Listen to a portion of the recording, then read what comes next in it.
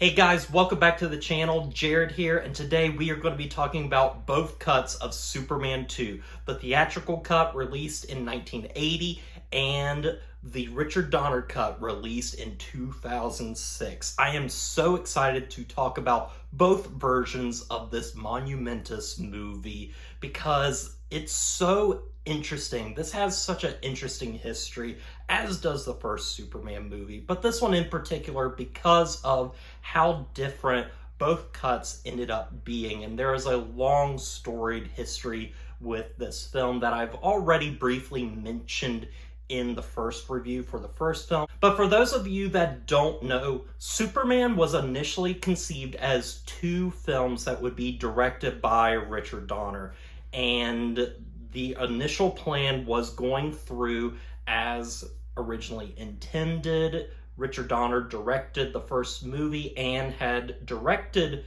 quite a bit of the second movie before the first movie's release in theaters. However, due to the blowing up of the budget, as well as the studio not willing to meet the demands for Marlon Brando, they decided to let go Richard Donner and replace him with Richard Lester, who would go on to direct the theatrical cut of this film, adding a little bit more of his own flair.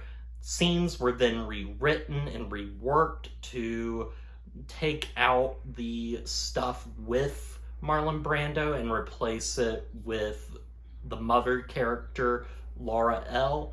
And so we get a completely different film from what was originally intended with the second film, with what Richard Donner initially wanted. And then, all of these years later, in 2006, Richard Donner finally was able to come back and reassemble his version, or as close to his version as he could possibly get, seeing as he didn't get to film a whole lot of Superman 2.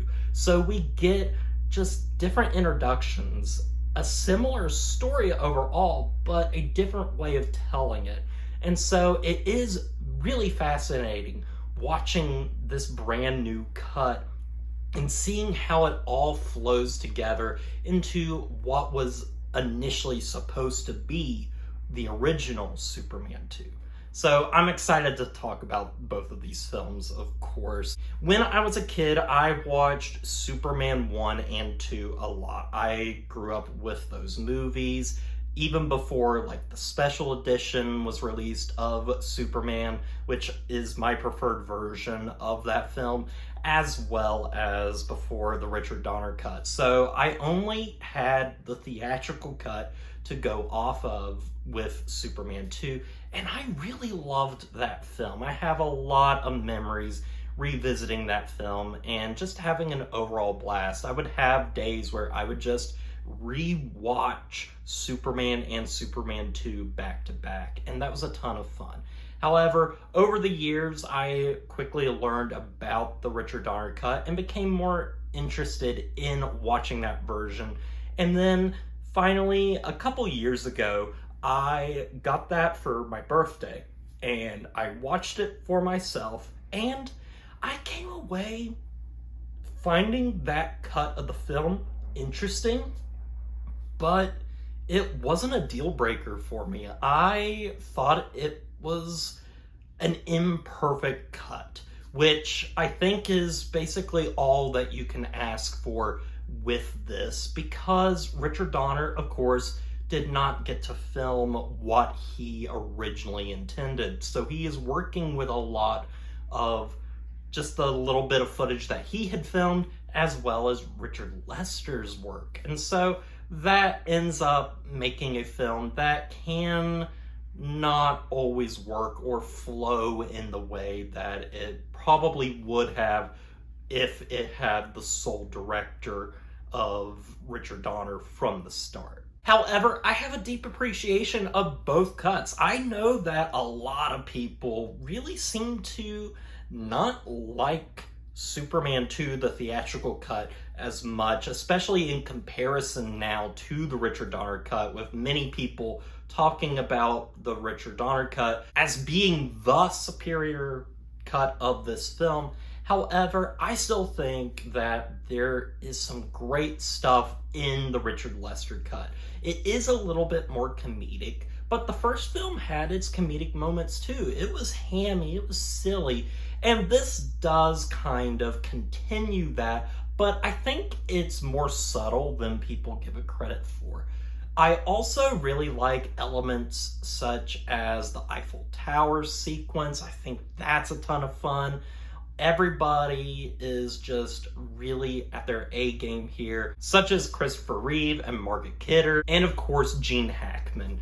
And they're all great here and sell these roles perfectly. Also have new additions such as the characters of General Zod, Ursa, and Non, who are fantastic villains for this film. And I like the overall kind of darker tone that this movie does take. Despite it being silly at times, I think there is some really dark moments throughout this film as Superman has to kind of grapple with, does he want to be Superman or not? And that is a great question that is throughout the entire film in both versions, and I quite like that. However, if we end up going to the Richard Donner cut, we see a lot more of the themes being explored from the first film into this movie, and we kind of see more of what this was originally supposed to be. One story told across two films. The film really focuses in on the relationship between Superman and his father, Jor-El, and the theme of how the son becomes the father and the father the son. We see this transition of the character of Superman realizing his place in the world, and he finally grows up and aspires and has the knowledge of, what he needs to do to be the best hero that he possibly can be. And that scene with Marlon Brando being brought back into this film is so fantastic when he talks about that theme in particular and the Kryptonian prophecy finally being complete. It's a beautiful scene and really makes this cut so special and just worthwhile overall. The Donner cut also has a lot of really good elements too, such as the change from the theatrical cut of how Superman reveals his identity to Lois Lane. In the original version, it's because he kind of puts his hand in a fire accidentally, and we see that his hand is not burnt, and that's how we figure this out. However, in the Donner cut, what they end up doing is using screen test footage of the two actors and putting that into the film. And though you can clearly see that, his glasses look different, Margot Kidder's hair is a different color altogether, you can see the just relationship building on screen between these two characters and these two actors, and it's really wonderful. That reveal of Superman is just so fun and well written and well conceived. It's great, and I'm glad that it was put into this version of the film because I think it's an overall better reveal overall. There's just other elements too that I really like as well. However, I do have to say that I think personally Superman 2, the theatrical cut, has the better ending overall, which ultimately ends with Superman defeating Zod as he does in both versions of this film, and then everything goes back to normal except for Superman then basically does a mind wipe kiss on Lois Lane so that she forgets everything, and then the world goes on as usual with Lois Lane not knowing Superman's identity. However, In the Richard Donner cut, we get something completely different, and it was what was supposedly initially conceived for the film. The original Superman from 1978 has the ending of Superman saving Lois Lane's life by turning the world backwards and going back in time, basically, to rescue her just in the nick of time. That was not originally supposed to be the ending of that film, from what I have been able to find. That ending was supposed to be the ending of Superman 2. Superman, after everything was said and done and he defeated Zod, was supposed to turn the world backwards, go back in time basically, to revert everything to before Zod began destroying parts of the earth. And I think that because the first movie exists and has that ending, it just ends up feeling a bit redundant in the Richard Donner cut and doesn't have nearly the same impact that it does in that film, because Superman in that moment is going through a really huge emotional breakdown, and it's so important for his character in that moment to do what he does. Here, he's just cleaning up everything, and that's basically it. And I just don't think it flows very well. And I think it also makes the ending of the film makes so much less sense when he goes into that diner at the end of the film and just beats up some random guy that at this point probably shouldn't even know that the events that happened previously in that diner when he beat up Clark Kent even happened, because, you know, Superman turned back time and everything. I don't know. I just think it's a very clumsy ending that I don't really enjoy all that much. And so when I look at both of these films, I see apparent flaws. Both movies I do not think are perfect. They have, both of them, their pros and cons. I think that Superman 2, the theatrical cut, is just an overall more complete experience.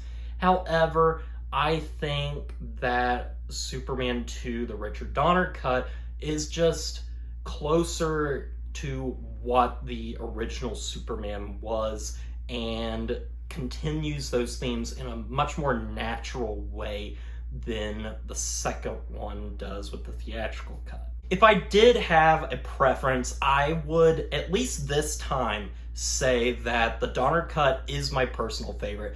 I think it is paced well overall, although because Richard Donner is working with Richard Lester's footage, there are weird moments that he ends up cutting out of the film that make scenes extremely quick and just feel kind of off. So the pacing, though better, is still weird nonetheless. Both of these movies are not paced exactly well, but I think with this most recent rewatch, watching both of these movies back to back, I think I do have to say that I prefer the Donner cut overall. And so that is why I'm going to go into my ratings now, and I'm going to give the theatrical cut of Superman 2 a 7 out of 10.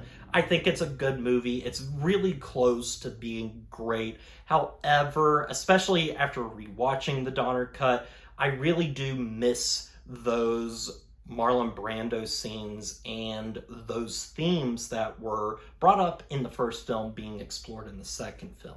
And then that's why I am giving the Donner cut an 8 out of 10. I think this is a great movie. It has a ton of flaws in it, but I think it is the overall preferred Superman 2 experience. But I think both of these cuts overall are worth watching on their own, and you can take away something from either one of them, and I enjoy them quite a bit. But guys, that is all I got for you. I hope you enjoy this. I am really looking forward to Superman because it is coming out tonight and I get to see it tonight, and I hope that I absolutely love it. This is my most anticipated film of this year. So look forward to that review coming in the next couple of days. I still have one Superman review left to do. Before that, though, I'm going to be looking at the 2006 Bryan Singer film, Superman Returns, which is a film that I think has been misunderstood for far too long, and I would love to give it some justice here on the channel. But that is all I got for you guys. I hope you enjoyed this, and as always, don't forget to like, comment, and subscribe to the channel, and stay positive.